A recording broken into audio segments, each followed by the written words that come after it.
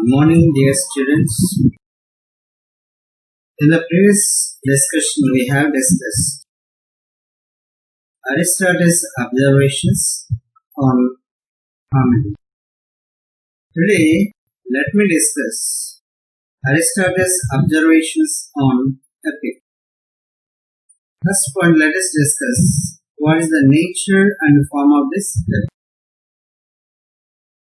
The epic grows out of the old hymns to the gods and songs sung in praise of the famous men.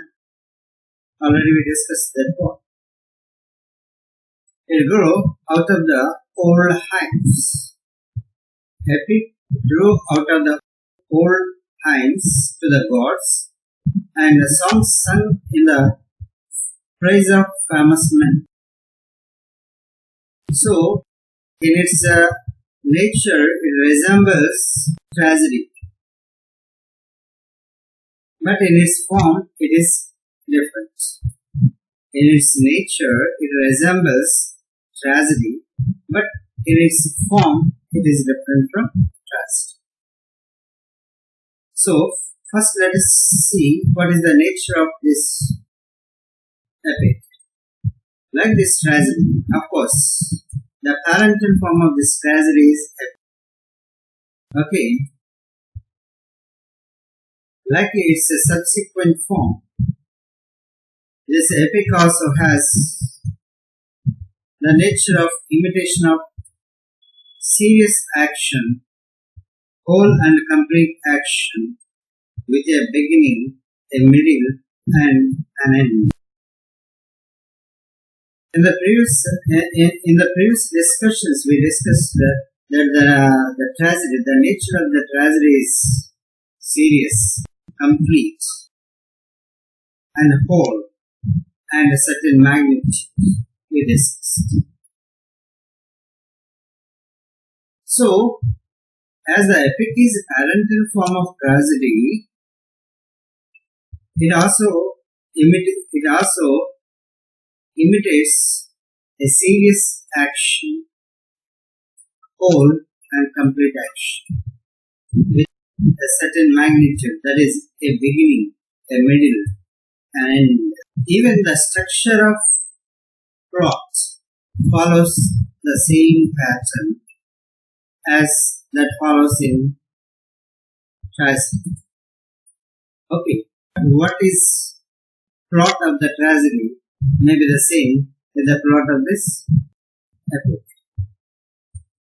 So it has a complication as the tragedy has a turning point, that is a peak, and a denouement, that is the fall of the action. Already we discussed. Complication is the rise of action. There is a turning point. From that turning point, again it falls down. That's why that is a fall of action. That is the denouement. It has either simple plot or complex plot, as the tragedy has, with or without peripeteia and anagnorisis, with or without peripeteia and anagnorisis. It has the same unity of action and it produces the same kind of pleasure as the tragedy does. So the pleasure, it produces the same kind of pleasure, that is that arising from catharsis. Since the epic also has tragic happenings, like tragedy, the epic also has tragic happenings. Okay.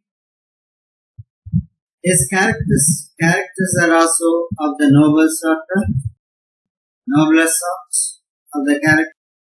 The characters of the epic are noble, and even in case of constituent parts, we discussed the 6 constituent parts of the tragedy. And at that time we discussed that this epic also shares the same first four constituent parts. So, 4 of its parts are also the same, with also the same as the parts of tragedy. They are plot, character, thoughts, and diction.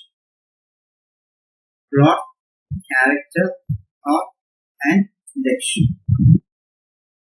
The remaining two constituting parts of the tragedy, they are song and spectacle. These two are absent in this epic, because those two, song and spectacle, form action, not the narration. But epic is related to narration, not the action. That's why these two are not the part of epic. So, the unity of action is the same. The characteristics such as seriousness, whole and complete, and certain magnitude. These characteristics are also the same with the tragedy.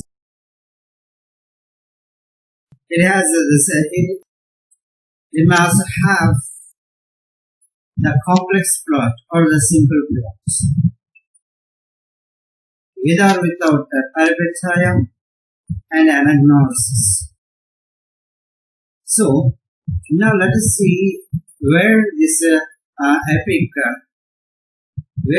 epic differs from tragedy. In its form, the epic is different from tragedy. This is the first difference. Yes, in its form, the epic is different from tragedy. Why the form of epic is different from tragedy? Because this epic imitates life by narration, not by action. Whereas tragedy imitates life by action, not by narration. Okay, so that is the difference. It imitates life by narration and not by the dramatic action and speech. Not by the dramatic action and speech. Okay, students. The story may be revealed by the action and speech in the drama, whereas in the epic, the story will be revealed, or the story is revealed by narration. That is the first case where the epic differs from tragedy. Another case is that its length, students. So surely we know that tragedy has a limited length. When we discuss tragedy, we discussed that the tragedy should not be neither too long nor too short. It should be moderate.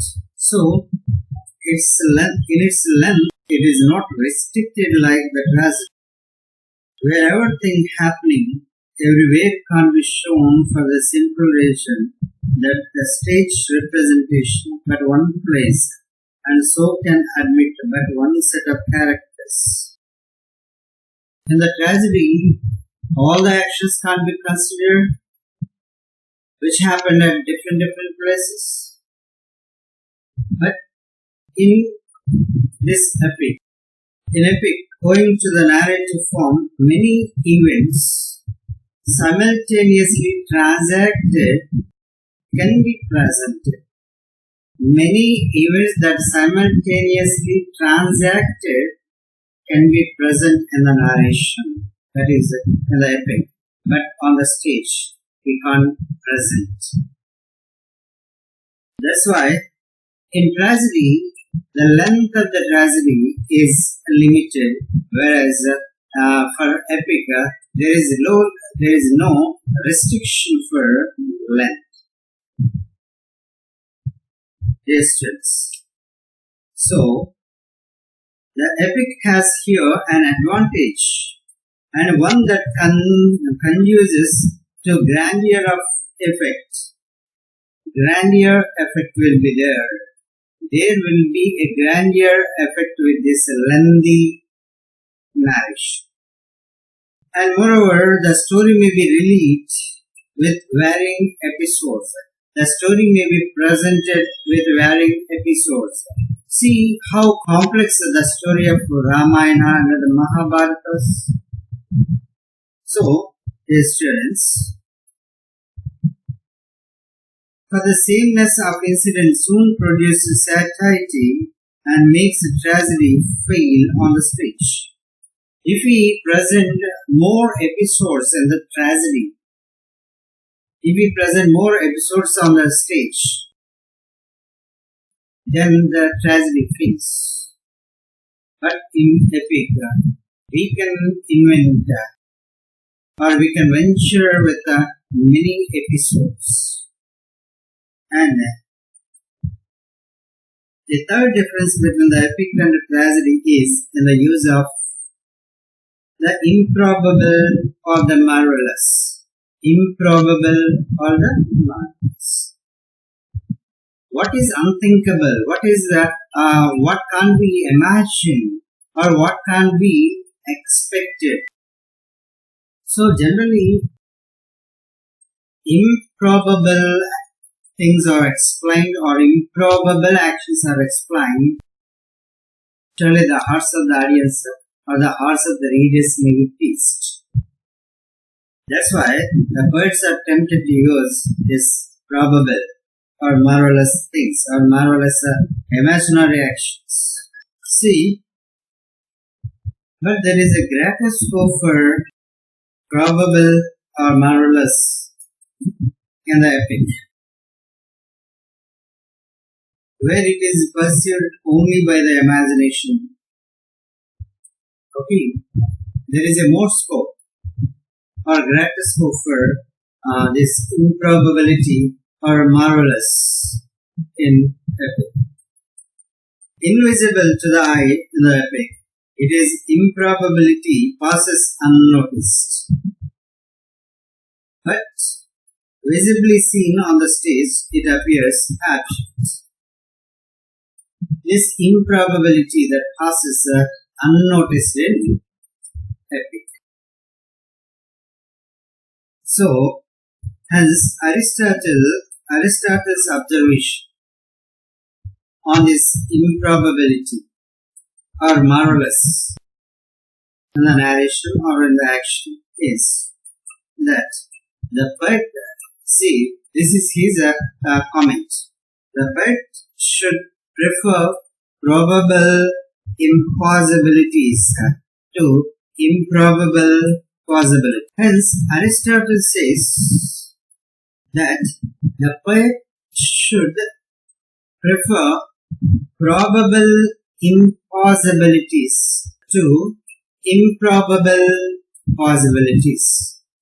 Probable impossibilities to improbable possibilities. Let me explain that. Probable impossibilities means believable false. Believable false. Nammadagina abaddalu. So the believable false to the unbelievable truth. Okay, though it is the truth, if it is unbelievable, it does not please our heart. Though it is the false, if it is believable, then it may please our hearts.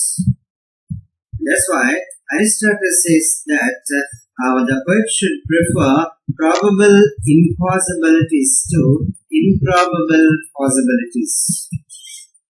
That is, the believable false to the unbelievable true. Convincing lie. Believing false means a convincing lie to an unconvincing fact. Unconvincing fact. So, such use of the supernatural alone is artistic, and the more so in the epic than in tragedy for the reason already stated. So, these students, Okay, this marvelous or this improbability. Okay, improbable or marvelous actions may be there in epic. Okay, generally we can find in the epic the characters may fly in the sky and they may jump the long distances and waters in the river. Okay, how far it is possible for humankind it is not possible, but for supernatural ones that may be possible. That is improbable or marvelous possibilities.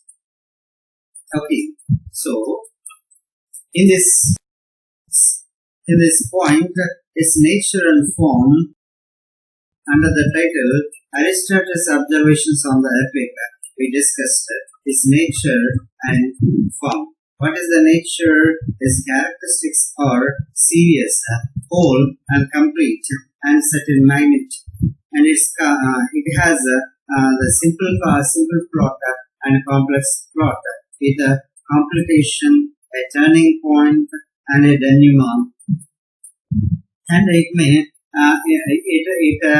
includes catharsis, the tragic effect, or the tragic. So the four of its constituent parts are plot, character, thought, and action. And see, 3 points we discussed. What makes this epic different from this tragedy? One is its form. Another one is length. Third one is use of improbable or the marvelous. And now let us move to compare epic and tragedy. So to the question whether the epic or the tragic mode of imitation is the higher. So now the question is which is superior to other? With that, see the Aristotle's answer. Aristotle's answer is the tragic mode is higher. But earlier critics and earlier scholars, they argue that the epic mode is higher than this tragic mode. This epic is superior to tragedy. But Aristotle says that this tragedy is superior. Tragedy is superior. So let us see why the earlier scholars gave superiority or claimed superiority to the epic or the tragedy. That is, it appeals to a more refined audience. See, these are the reasons why those scholars or those masters they gave supremacy to this epic or the tragedy. Okay, so the first reason is it appeals to a more refined audience. The people who are scholars, who are well educated, who are cultivated people, they may be able to read this epic. That's why this is that the audience of this epic are more refined and more cultured, and it achieves its effect without theatrical aid. Without performance, it can achieve its effect. So, Aristotle concedes all these points. Still, he says that he considers that tragedy is the superior of the two. Tragedy is superior of the two. That is, tragedy is superior to epic. Let us see what are his reasons to consider so. When merely read, this tragedy also appeals to the cultivated audience. When when a tragedy is read, surely the well-educated, cultivated people, cultured people may read the text. As in case of epic, the same case is fulfilled. The same condition is fulfilled. That here, when the tragedy is read, instead of performance, when it is read, surely the scholars are well-educated and cultured people will stand. And in addition to that, it has an external accessory, that is theatrical performance. With the help of this external accessory, that is theatrical performance, then it is more effective. It is more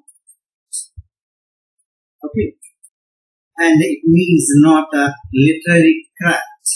It needs not a literary craft. By the actions,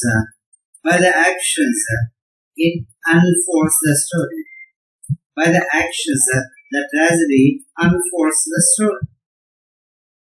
So, the music that is used in the performance may wound the hearts of the people.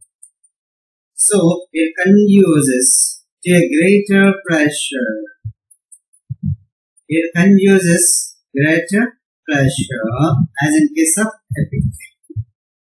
So, all these are same. Whatever the effect the epic has, the same effect can be fulfilled or can be done or can be elicited by this text. That's why this is his reason why he considered tragedy is superior to epic. For the concentrated effect is more pleasurable than one which is spread over a long time and so then you. Concentrated effect, dense we can say, or concentrated on a particular time, within a particular time on a particular place. Okay, when such effect is concentrated within a particular limited of time and within a particular place, then it is more effective to grasp or to felt than to felt the effect over the time, over the long time, and a diluted form. Okay, as the epic is lengthy, the same effect will be spread throughout that lengthy narration. Whereas in tragedy, as it has a time limit, there may be 2 hours or 3 hours or 4 hours time limit.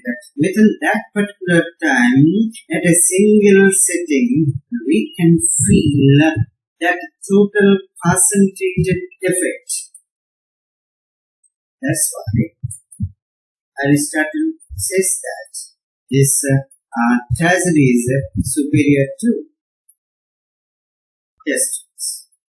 That's why, therefore, Athens is end more perfectly than the epic. Okay, when that emotion or when that effect is spread throughout the story, that is narration, long narration. Okay, we can't feel the same effect what we can feel in the trust. That's why this Aristotle considers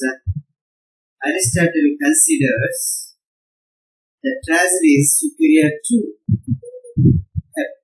This is his observations on epic. Students, these are the points we discussed under the title, his observations on epic.